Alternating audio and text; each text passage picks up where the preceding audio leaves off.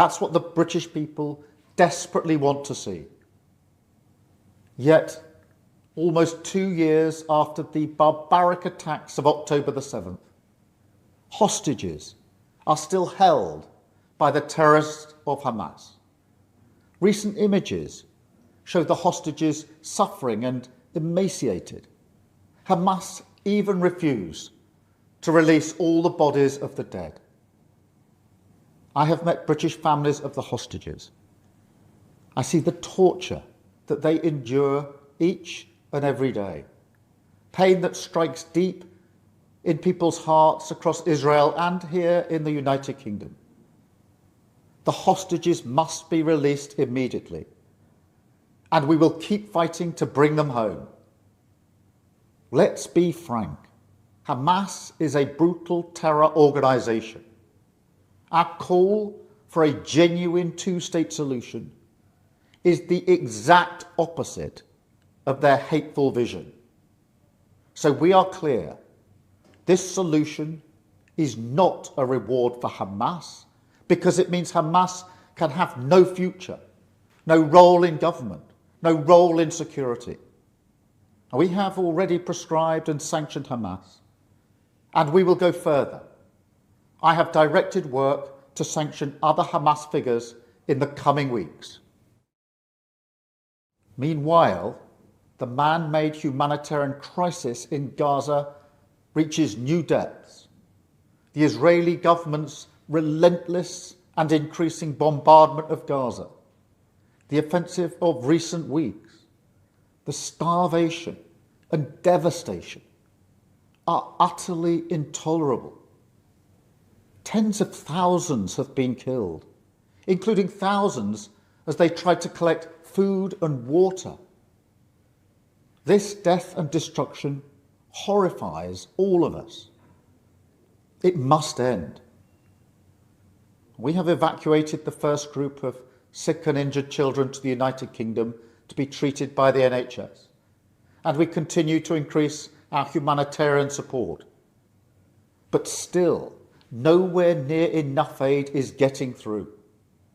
We call again on the Israeli government to lift the unacceptable restrictions at the border, stop these cruel tactics, and let the aid surge in.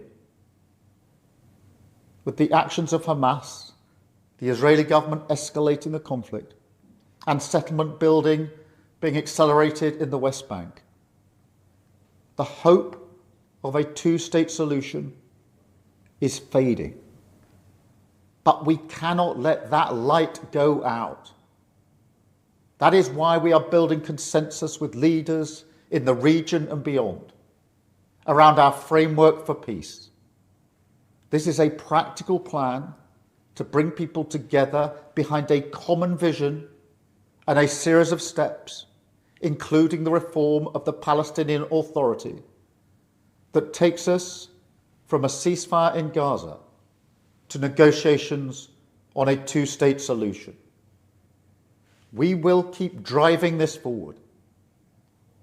As part of this effort, I set out in July the terms upon which we would act in line with our manifesto to recognise Palestinian statehood.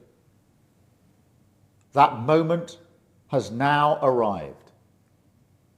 So today, to revive the hope of peace and a two-state solution, I state clearly, as Prime Minister of this great country, that the United Kingdom formally recognises the State of Palestine. We recognised the State of Israel more than 75 years ago as a homeland for the Jewish people. Today, we join over 150 countries who recognise a Palestinian state also.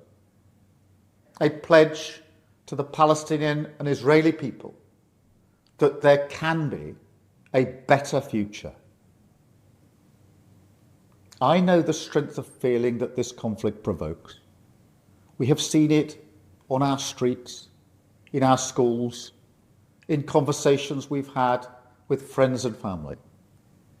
It has created division. Some have used it to stoke hatred and fear, but that solves nothing. Not only must we reject hate, we must redouble our efforts to combat hatred in all its forms. We must channel our efforts, united together in hope, behind the peaceful future that we want to see.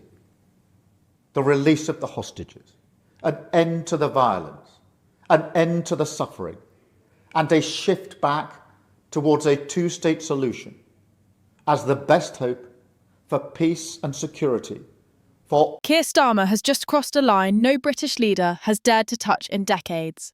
In a move that has sent shockwaves across the globe, the Prime Minister has announced that the United Kingdom will officially recognise a Palestinian state. This isn't just a policy shift, it is a political earthquake. And the way he did it has only deepened the drama. Starmer did not face Parliament. He did not take questions from a hostile press. Instead, he released a carefully scripted, pre-recorded video on social media. A stage-managed performance designed to avoid accountability. The backlash was instant and explosive. Israel branded it a betrayal. Washington warned it was nothing less than a diplomatic gift to Hamas. Allies who once trusted Britain are suddenly questioning whether Starmer has just torn up decades of careful, cautious diplomacy in one reckless stroke. And the timing makes it even more incendiary. Just days before the UN General Assembly, where whispers suggest other nations, from Australia to Canada, may follow Britain's lead. Starmer's words were dressed in the language of peace. He claimed Britain was keeping alive the dream of a two-state solution. But behind the rhetoric, many see a gamble that could isolate Britain, embolden extremists, and reshape alliances overnight. This is not a quiet shift in foreign policy. This is Britain stepping directly into the centre of one of the most volatile conflicts on earth, with no clear way out. The question that now hangs over Westminster, Washington, and Tel Aviv is chilling. Has Keir Starmer made a bold act of statesmanship, or has he just set Britain on a path that will explode in his face, with consequences we cannot yet begin to imagine?